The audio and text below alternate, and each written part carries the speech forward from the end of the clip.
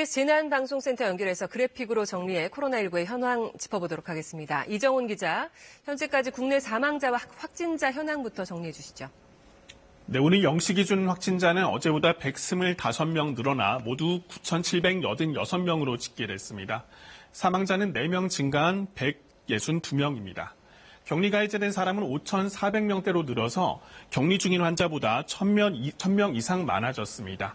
신규 확진자를 지역별로 보면 수도권에서는 모두 43명 늘어서 3분의 1 정도를 차지했고요. 대구에서 60명이 늘어 가장 많았습니다. 제2미주병원에서의 집단 감염이 원인으로 분석되는데요. 어르신이 많은 병원에서 집단 감염이 잇따르고 있어 우려스럽습니다. 고령층은 전염되면 중증 이상으로 악화해 사망하는 사례가 많기 때문입니다. 실제로 중증과 위중한 환자를 연령대별로 분석해보면 60대 이상이 85%로 대부분을 차지했습니다. 다만 젊은 사람도 코로나19를 모두 가볍게 앓고 지나는 것은 아닙니다. 20대 1명, 40대 4명 등 젊은 층에서도 상태가 심각한 사례가 발생하고 있습니다.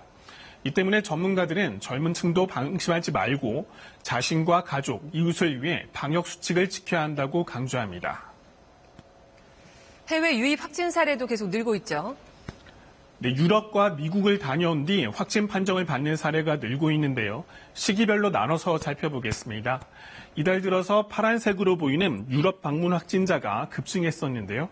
최근 조금 달라진 추세는 미국 국가 방문자의 확진 사례가 늘고 있다는 겁니다. 이 초록색으로 보이는 부분인데요. 지난주부터 급증해 특히 이번 주에는 유럽 방문 확진자보다 많아졌습니다. 미국의 코로나19 확산세가 매우 가파르기 때문입니다. 미국의 확진자는 이제 16만 명을 넘어섰는데요. 하루에만 2만 명 정도 늘어나는 등 증가세가 가파릅니다. 유럽도 최근 증가폭이 다소 줄기는 했지만 확진자는 계속해서 늘고 있습니다. 이탈리아에 이어 이제 스페인도 중국보다 확진자 수가 많아졌습니다. 이 때문에 해외 방문 후에는 증상이 없더라도 엄격한 자가격리 수칙을 지켜야 2차, 3차 감염을 막을 수 있습니다.